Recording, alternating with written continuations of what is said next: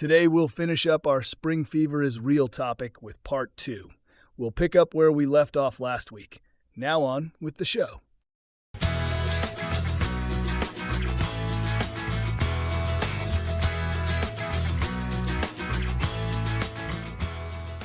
think the backyard poultry keeper really impacts the global feed market that much when it comes down to the overall picture, but we're going to feel the effects of the global feed market commodity pricing fluctuations that are Yes, about to happen. absolutely.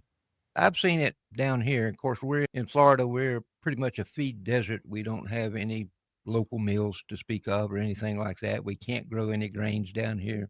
We have to bring everything in to make chicken feed. And I've seen the situation where they would almost have fist fights at the feed stores trying to get chick feed. Yep. Because they just couldn't get the supplies in. Sure. Now, with what I know about retail purchasing, those agreements, let's say Rural King, Tractor Supply, or whatever version of that you have down there, they're utilizing the matrix of the numbers of the prior year sales. Right. And some of that historical data. So if this season is at unheard of levels for competition of getting birds, once those birds are there and now they'll have to eat, the smart retail managers already bumped up their orders. But if they were not thinking about it at all, they're going to be sitting on empty shelves. Because that's a lot of in advance thinking that has to happen. And if it didn't happen, yeah, there's going to be some shortages because they're working off of old numbers that doesn't reflect the activity of the flocks right now. And then folks can get into a situation of having to make poor nutritional choices for their birds and substitute less than ideal feed. If you ran out of feed and you're there on that day, you're going to take whatever bag they have available. And one part that we don't seldom think about is the people at the feed stores. Bless their hearts, I know they try. No control. It's not so much that, is they have no idea what poultry require. So some do, most don't, yeah. It's at least down here that I see that a lot. And that's where some of the shortages came in previously down here.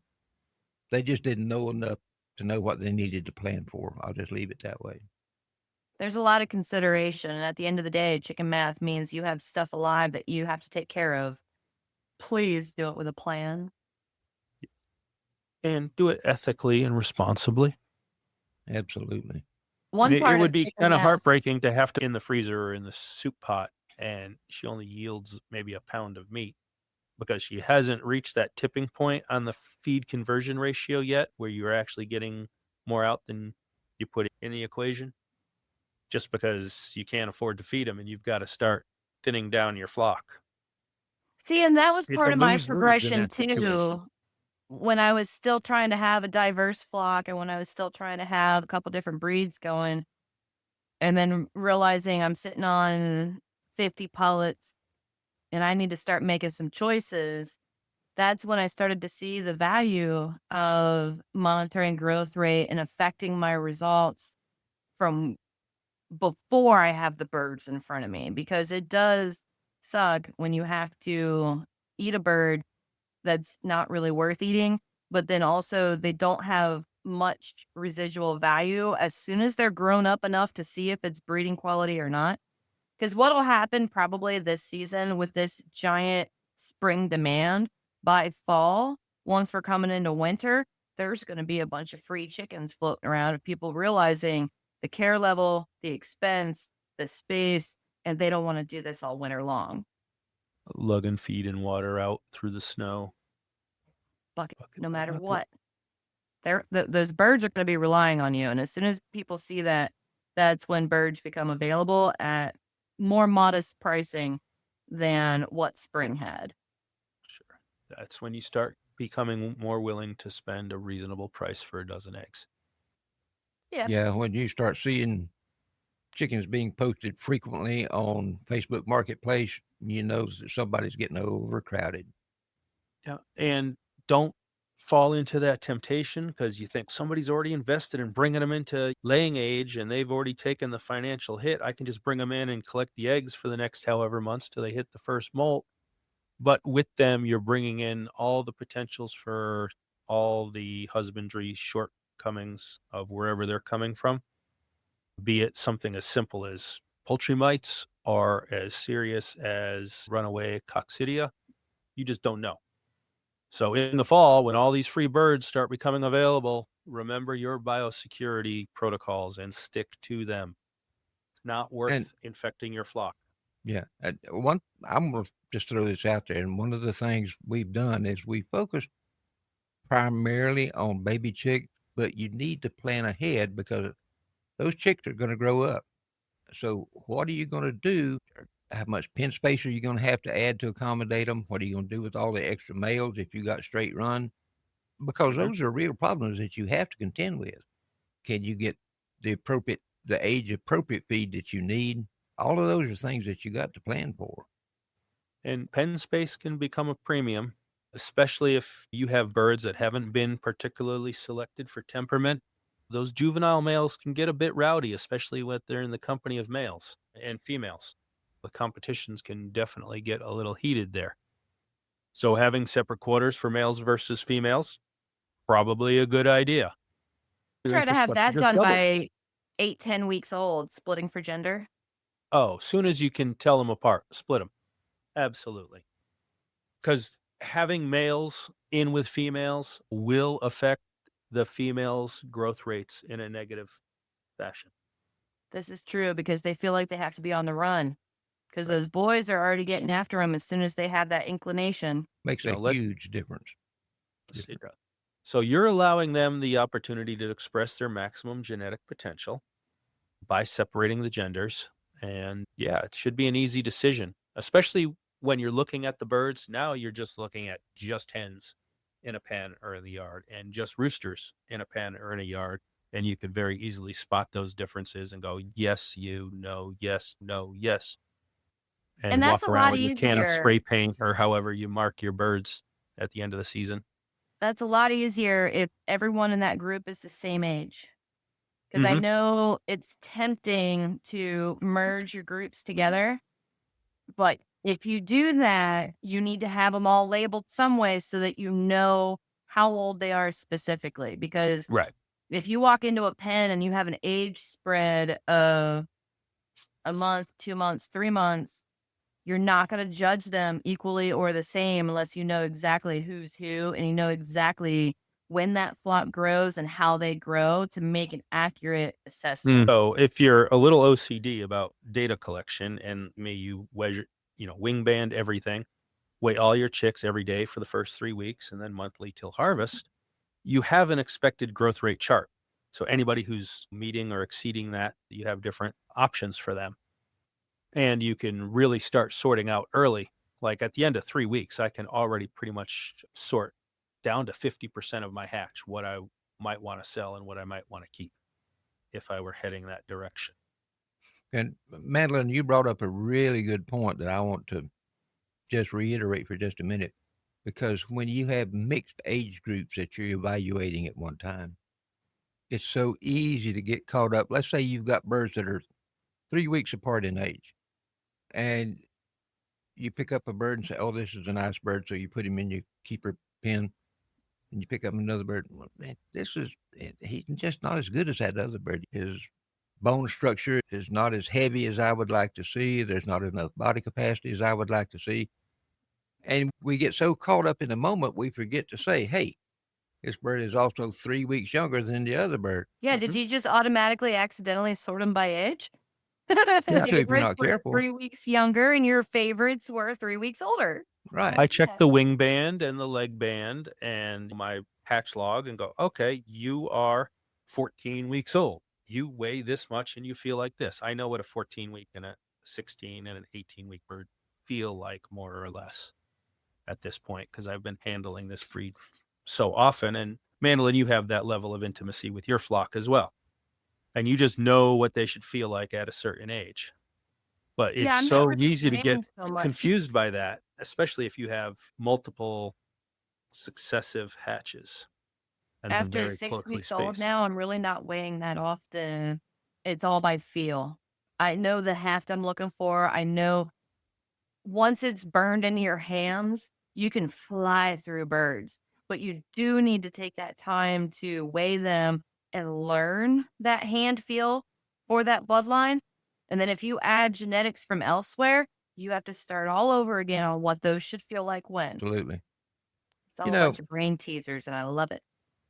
John and Mandelyn, I've got something here I'm going to spring on you guys. And I like to call it your story can shape your strategy. Okay?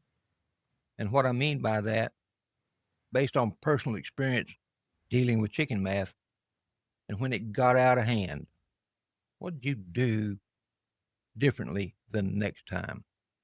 What did you take away from all that? Your big aha learning experience. Mandelyn, I see the wheels are turning there. Oh, they are. I downsized my incubators and brooders.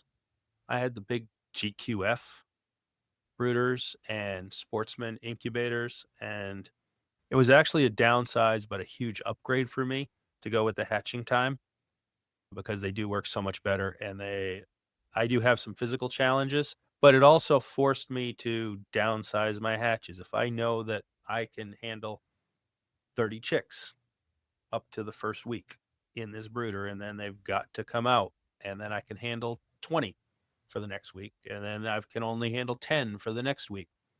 It really forced me to look at my numbers and say, what can I realistically, ethically, comfortably maintain, and not stuff everything and try to squeeze every last little bit that I can out of every run in my incubator.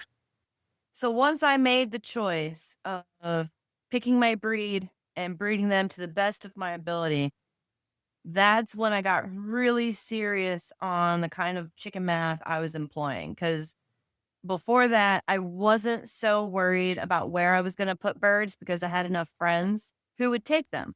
But these were all just backyard layers. As soon as I knew I had females, I'm like, okay, who needs some layers? And then all the friends put their hands up and say, me, cool. But now that I'm from a completely different breeding angle to where I need the data that comes from what I'm hatching, I don't want to let go of day-old chicks. So that means I need a brooder plan, a grow pen plan to see what I need to see over the weeks that I need to see that before I make any decisions. So my program's adapted, and I limit myself at the incubator size. I cannot physically hatch more than 200 in a month. And that keeps me in line with my space after that. The incubator can definitely help regulate your Too big of an incubator and you don't have the grow space, you're going to be in a pickle quickly.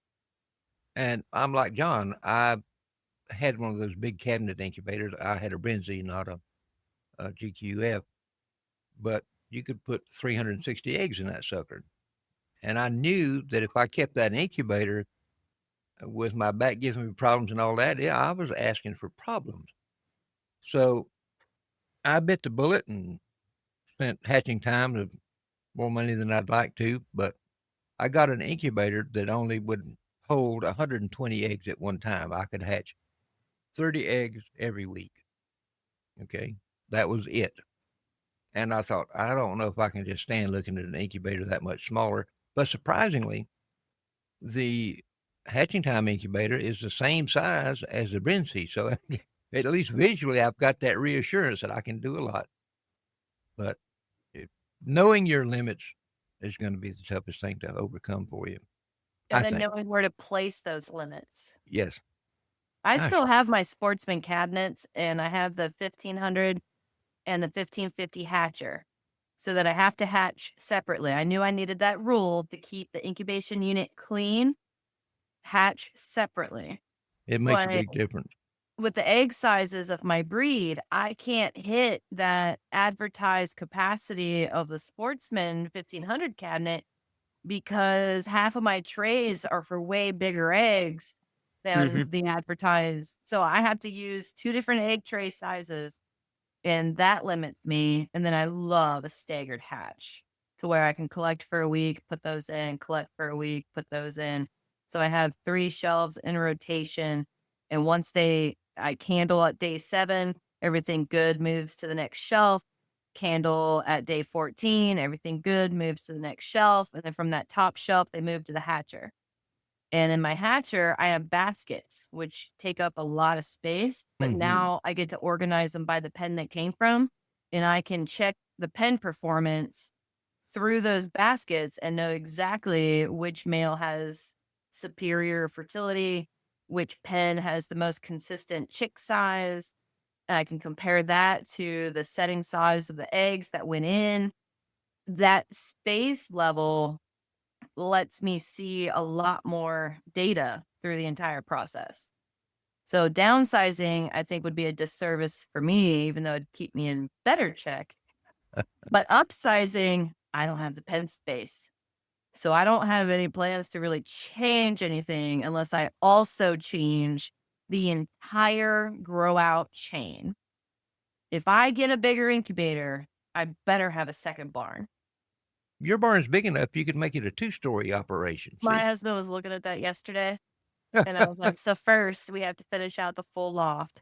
The exhaust fans are going to have to go up there. The roof needs done before we do anything expensive up there. And now it's turned into an $80,000 project to do that. And I'm not trying to be, I don't want a reason to spend that much. Truth be told. I can understand that. $80,000 on top of everything else we've done. Am I commercial or what? That's a whole other choice. Because if you're going to pony up that kind of money, you're doing it for very different reasons. Yes. So one additional brooder will end up costing you $80,000. That's the big takeaway here. Don't do it. Yeah, it's a lot to think about, but that's doing my due diligence on my chicken math and making sure. We laugh and chuckle about that, but that's exactly how you have to approach this situation. This is exactly how you have to think about it. I'm so glad we got around to that point specific. Yes. Because here's the type of whoops you could get yourself into. I can take that barn to 3,200 square foot. And then if I do that, why? Well, what was the whole point? That's going to make your buyer very happy, but is that self-sustainable, or are you going to burn yourself out? I want that level of burden on my own shoulders. I just started saying, Mandelyn, I say this out of love and caring for you, but you would be your own worst enemy, I think, right now if you did that. Yeah. I don't have help. I've seen your farm. You can do it. Don't. I don't think I want to. It'll ruin you. It'll burn me out, and then what? I just go get some sex links and have some eggs. There you go. Problem solved. Yeah, I don't want to get burned out on breeding. So I think right where I'm at is perfect. Breeding to me, that's my high that I get in poultry. Oh, when that next generation pans out exactly the way you planned it at a higher percentage than you've ever seen it. Oh, that's where you see the magic of it. Oh, did that. Yes. Success. No crooked toes. Whoops. Do it again. Not a single crooked toe out of 60 eggs set. Yes. Oh, yeah. When you reach those milestone goals. Yes. I got to be honest with you. This recording has just flown by. We've covered a lot of territory. I hope we've answered a lot of folks' questions, or at least dangled a red flag in front of them for when they go to the brought feed up store next questions time. they didn't even know they had. That's right. Go. But I think to sum it up before we go, spring chick season can be one of the most joyful parts of poultry keeping. It can also be one of the most frustrating if we don't plan ahead. If you have questions or you have problems, drop us a line at poultrykeeperspodcast.com. We'll be happy to answer that. Definitely. And if you've got a chick season story about how chicken math affected you, one positively or negatively, we'd love to hear about it. So drop us a note in an email. I'd even use it on the air sometimes. You never know about us. Or maybe it could be a topic in our podcast group on Facebook, and we could start a whole little thread of everyone's chicken math stories. Oh, that would be hilarious. I would love that. I can just see the title, Chicken Math Run Amok. I don't know. We got to work on that. Right now, I'm just so enjoying all the pictures people are posting. Yes, they're great. They're absolutely, keep them coming, folks. We enjoy them. Yeah, I want to have Rip do a review of the breeds. We don't have permission from people who share their pictures to share their personal details, but I've seen some birds that I don't think I've ever would have had the opportunity to see if it weren't for that. That's the whole please point. Share. You get to see stuff you don't have to bring home. Yeah, I have some challenges peopling. But hey, before we go, Mandelyn, do you have anything else? Any other words of wisdom you want to share with our listeners? If you need to have a support buddy go to the farm store with you to make sure you don't buy anything, please take that person with you. Good point. Have spare ceramic discs for your humidifier for your incubator, or a spare humidifier for your incubator, and a spare heating element. You never know. Spare parts that you bought in fall before they sold out for spring. Because right now, it's like lawnmower season. Our grass cutting has to start this week. So what are all the mower supply places doing right now? They're actively selling out on the most common things, and you're going to hit May needing blades, and no one has them. Same thing applies for your poultry stuff. Go into the season prepared. Just like headlights. You might need on hand. You got to go get new headlights and turn signals for your car before daylight savings time kicks in, because everybody's going to get caught short. Happens every year. I so appreciate Mandelyn and John giving up their time and their energy and sharing their knowledge and experiences. They are just absolutely great to work with. And I appreciate all our listeners. I have not shared this with Mandelyn and John, but our podcast for the month of March has officially crossed the 5,000 downloads per month threshold. What? We had 5,233 downloads in March. That blows my mind. Mine too. I think I might have to go out and have a piece of cake to celebrate or something. But we've come a long way. You guys were closer, so we could go have a little dinner celebration. There you go. That's another drawback of living so far apart, isn't it? But you guys always have Ohio. We appreciate our listeners. We thank the world of you. We hope you enjoy what we do and the effort we put into it. So until next time, next week, as a matter of fact, keep enjoying your birds, keep watching them, and take your buddy to the farm store the next time you go so you don't buy chicks. No, I'm kidding. But y'all have a good day, folks.